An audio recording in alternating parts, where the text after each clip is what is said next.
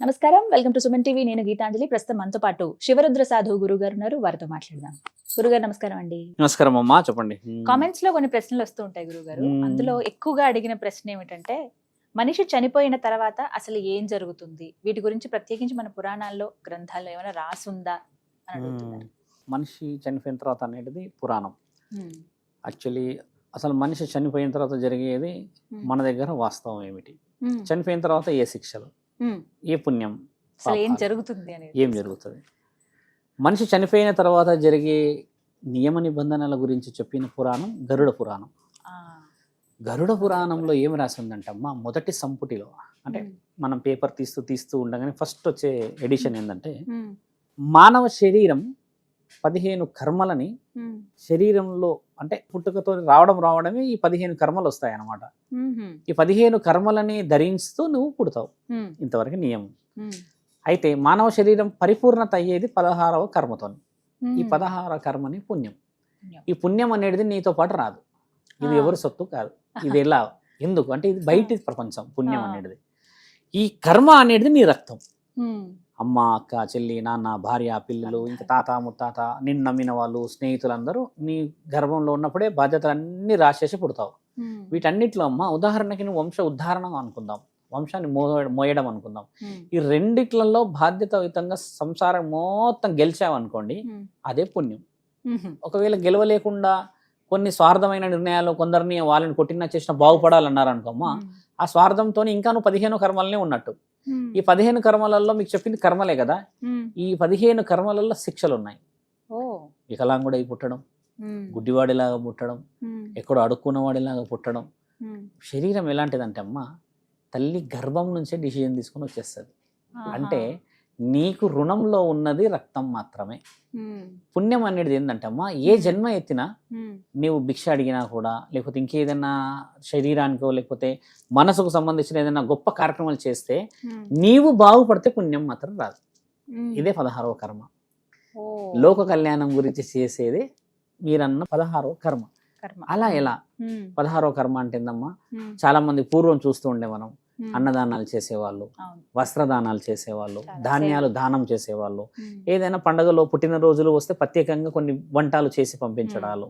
ఇలా చేసినప్పుడు ఒక బ్రాహ్మణుడిని ఒక భక్తుడు అంటే మీలాంటి ఒక పుణ్యవతి స్త్రీ ఏమడిగిందంట, అయ్యా రోజు ఊర్లో గొప్ప గొప్ప కుటుంబాల్లో వచ్చిన వాళ్ళందరూ నైవేద్యాలు పెట్టుకుంటున్నారు, పుణ్యంగా పనులు చేసుకుంటున్నారు కదా, మరి వాళ్ళంటే కడుపు తిండి లేని వాళ్ళకి, ఆకలి లేని వాళ్ళకి ఆ సౌష్ఠమైన ఆహారం దొరకడం ఎలా అని ఆ బ్రాహ్మణుని అడిగితే ఆయన చాలా చలించిపోయాడంట. ఈ చిన్న చిన్న కుటుంబాలలో నూకలతో ఉన్నాయో లేకపోతే వడ్లో ఏదో సంథింగ్, మొత్తానికైతే గంజి నీళ్ళు నాటి జీవితమే ఉండేది కదా ఒకప్పుడు కూడా. ఆయన ఒక వ్యూహం వేశాడు. ఆయన ఏం చేశాడంటే అమ్మ, ప్రత్యేకంగా రోజుల్లో పూజలు అప్పటి 3:30కి 4:30కే కదా, ఒక ప్రకటన ఇచ్చాడు గొప్ప గొప్ప ఇంటి వాళ్ళందరికీ. ఇప్పుడు మన దగ్గర దద్దోజనం, ఈ పులిహోర, పాయసం, సేమియా, పరమాన్నాలన్నీ చిన్న కుటుంబాల్లో ఉండకపోయేటి. ఎందుకంటే దాంట్లో నెయ్యి కావాలి, పాలు కావాలి, ఇంకా వేరే వేరే కొన్ని ఇంగ్రీడియంట్స్ కావాల్సి వస్తుంది కాబట్టి వాళ్ళు తినకపోయేవాళ్ళు. గొప్ప వాళ్ళు చేసేవాళ్ళు, లైక్ రాజులే కానీ కొంచెం క్షత్రియ వంశాలు, ధనికులు. ఆయన ఏం ప్రకటన ఇచ్చాడంటే, ఈ రోజు నుంచి నైవేద్యంగా తండ్రి ఇది ఆశిస్తున్నాడు, మీరంతా ఇది పెట్టాలి. ఒక్కో రోజు ఒక్కొక్క వంటకం, ఒక్కొక్క రోజు ఒక వంటకం. ఒక వంటకం కూడా ఎలా వచ్చేదంటే అమ్మ, ఇంత గమేళంలో వచ్చేది. ఇప్పుడు ఇంత వస్తుంది, అది వేరే విషయం, కానీ ఇంత గమేళంలో వచ్చేది. పులిహోర ఇంత పెద్ద గమేళంలో, అంటే ఊర్లో సుమారు 200-300 మంది మ్యాక్స్ క్వాంటిటీ. ఇప్పుడు పెరిగారు, అది వేరే విషయం కదా. ఆ 300 మందికి అందేది ఇది ప్రసాదం. ఇది ప్రసాదం యొక్క అంతరార్థం. ప్రసాదం దేవుడిది కాదు, ప్రసాదం పౌష్టిక అనేది దేవుడి పేరుతోని పెట్టగలుగుతారు, కానీ వాళ్ళు నీకు ఆకలి అవుతుందంటే పెట్టలేరు. దేవుడికైతే పెడతారు కదా.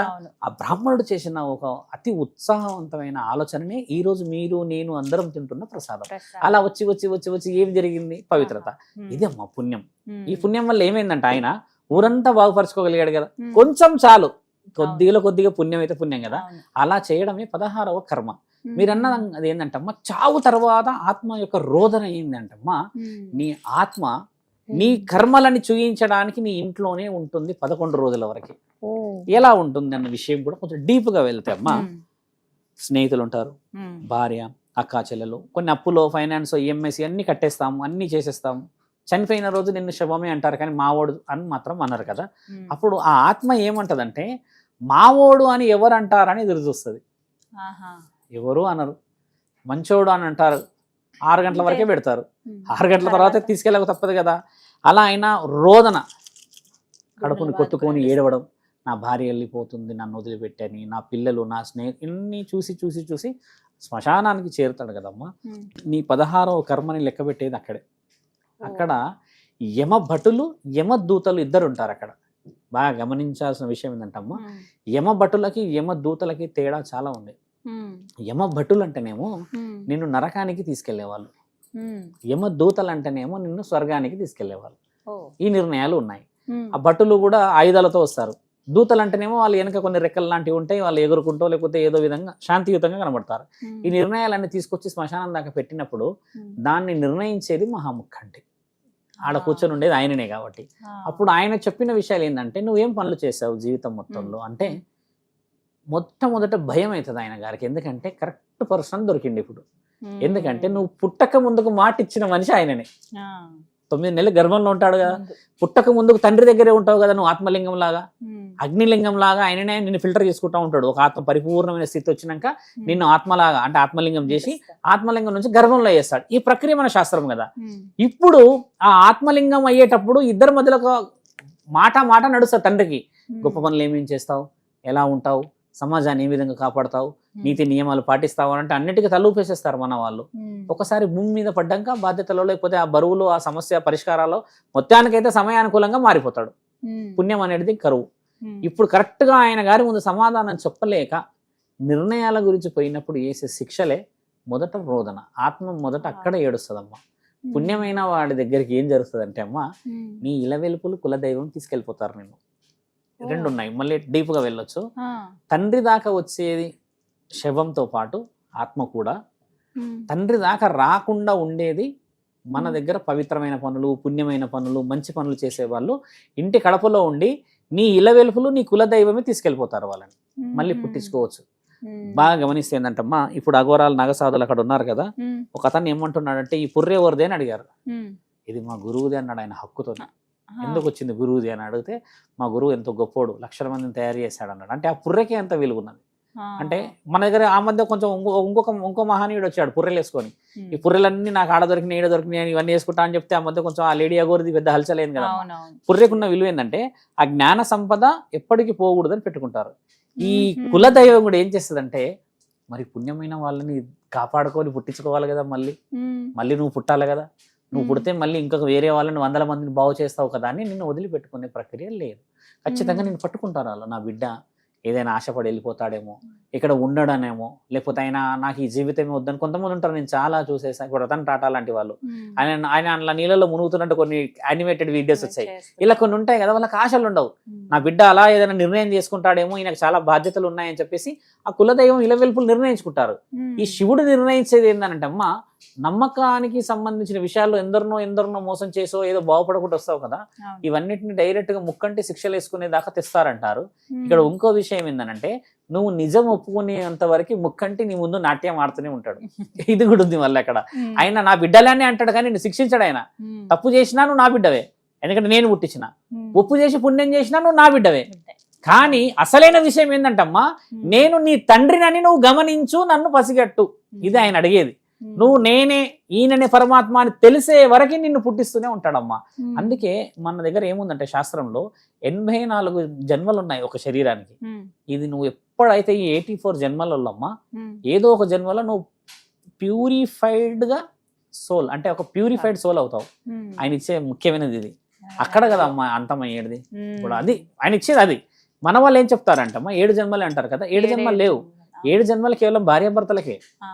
7 జన్మలకి భార్యాభర్తలు మాత్రమే 7 జన్మలు ఉండగలుగుతారు. కానీ మానవ శరీరం లాగా నువ్వు అత్తవు కావచ్చు, మామవు కావచ్చు, బాధ్యత కావచ్చు, ఏదైనా కావచ్చు కదా, అది 84 సార్లు ఉంటది. ఈ ఆత్మనికి శిక్ష ఎందుకు పెట్టాడు, ఆత్మకి రోదన ఎందుకు పెట్టాడంటమ్మా, దీన్ని పరమాత్ముడు ఆధీనంలో తీసుకెళ్లేవాడే. ఇది కూడా గరుత్మంతుడు శ్రీ మహావిష్ణువుని అడిగాడంట. కొన్ని సందర్భాలకి ఎన్నో అరాచకాలు, ఎన్నో శిక్షలు, ఎన్నెన్నో జరుగుతున్న ఈ తరుణంలో మరి ఎలా వారికి శిక్ష కావాలి అన్న ఆ పురాణమే గరుడ పురాణం. ఈ గరుడ పురాణాన్ని భూమండలంలో అప్లై చేసిన వాళ్ళు అఘోరా పురాణం. వాళ్ళు అప్లై భూమి మీద చేశారు. భూమి మీద ఎలా చేశారు? మనుషులు ఒక అమ్మాయిని ఏదైనా చేస్తే, దొంగతనం చేస్తే ఇలా శిక్షలను వీళ్ళు అమలు చేశారు. ఇది ఒక పురాణం. ఈ పురాణం ఇప్పుడు లేదు. 100 సంవత్సరాల క్రితం ఆ పురాణం వెళ్ళిపోయింది, తీసేశారు. మన దగ్గర ఏంటంటే మొత్తం 36 పురాణాలు. 18 ఏమో ముఖ్యమైనవి, 18 ఏమో ఉప పురాణాలు. యాక్చువల్లీ మన దగ్గర వచ్చేసమ్మా మొత్తం 37 పురాణాలు ఉండాలి. 37 పురాణాలలో ఈ అఘోర పురాణం తీసేశారు. ఎందుకంటే అది వైల్డ్ గా శిక్షలు ఉండేది. మంచాలకి వేసి కొట్టడాలు, రక్తం మొత్తం తీసేయడాలు, ఈ చర్మం కదులుతూ రక్తం వస్తున్నా కూడా ఆయనకి నొప్పి తెలియకుండా జర్రీలు ఏమంటారు రక్తం లాగితే జలగలు అలాంటివి పెట్టే ప్రక్రియలు ఇలా కొన్ని చేసేవాళ్ళు. ఇవన్నీ సమాజం కొంచెం యాక్సెప్టెన్స్ తీసుకోక ఈ ఆధునికతకు వచ్చేసి మార్చేసింది. ఒక ఆత్మరోధన ఏముంటదంటమ్మా, మీరు అడిగిన ప్రశ్న, నువ్వు నిజం ఒప్పుకోనంత వరకు నువ్వు శిక్షకి ఖచ్చితంగా రెస్పాండ్ కావాల్సిందే. అదే ఖచ్చితంగా ఒప్పుకోక తప్పదు. మరి వదులుతారా వాళ్ళు? ఇప్పుడు మనుషులు అంటే తప్పించుకోవచ్చు, దేవుళ్ళ దగ్గర తప్పించుకోగలమ్మా. వాళ్ళు ఇంకో విషయం, ఆత్మ తెల్లగా ఎందుకు ఉంటది? మీరు అడిగిన ప్రశ్నకి ఈ ఆత్మ తెల్లగా ఎందుకు ఉంటది అంటమ్మా, నువ్వు నిజం చెప్పాలి అని ఉంటది. అది ఎందుకు? అబద్ధం అంటే మచ్చ, అబద్ధం అంటే ఎక్కడో ఒక దగ్గర చిన్న ఏదో పుట్టుమచ్చగా ఏదో ఒక మచ్చ. ప్యూరిఫైడ్ గా ఓన్లీ వైట్ గా సోల్ ఎందుకు ఉంటదంటే, పరమశివుడు రాసుకునే ఆ విభూది కూడా ఇదంతా కూడా తెల్లది, నేను మిమ్మల్ని నా శరీరానికి పెట్టుకున్నా అని చెప్పి రుజువు.